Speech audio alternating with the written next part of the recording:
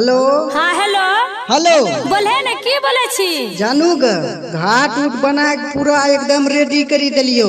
पता छो न आय अपना दोनों मिलन तो छठ है घाटो पर टाइम से आबी जिया 4 बजे घड़ी देखी के। तो टेंशन नहीं लिए जानू, अपने 4 बजते न हम खुदे घाट पर आए। बोला बोला छठी मैया की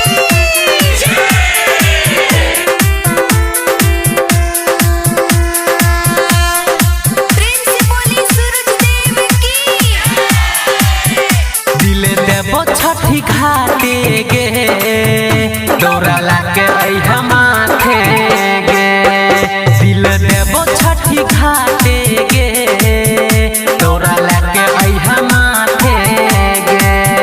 तोरा अचरा में हम ने देबो तोरा हम हाथे गे। दिल देबो छठी घाटे गे डोरा लाके अइहा माथे गे। दिल देबो छठी घाटे गे डोरा लाके अइहा माथे गे।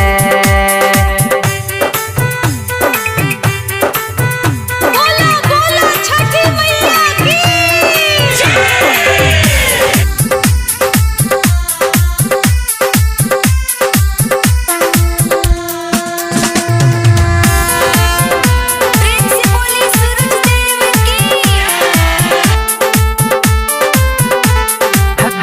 चली आई है करबो इंतजार गे। छठी मैया करतै दुनू के विचार गे।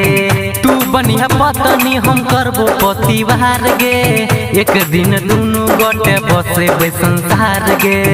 एक दिन दुनू गोटे बसेबै संसार गई। दौड़ी चली आई है करबो इंतजार गे। छठी मैया करतै दुनू के विचार गे। तू बनिया पत्नी हम करबो पतिवार गे। एक दिन दुनू गोटे बसेबै संसार गे। अब खुश हो जो डीजे बाजे छे बाते गे डोरा लाके अइहा माथे गे। दिल लेबो छठी घाटे गे डोरा लाके अइहा माथे गे। बोला बोला छठी मैया की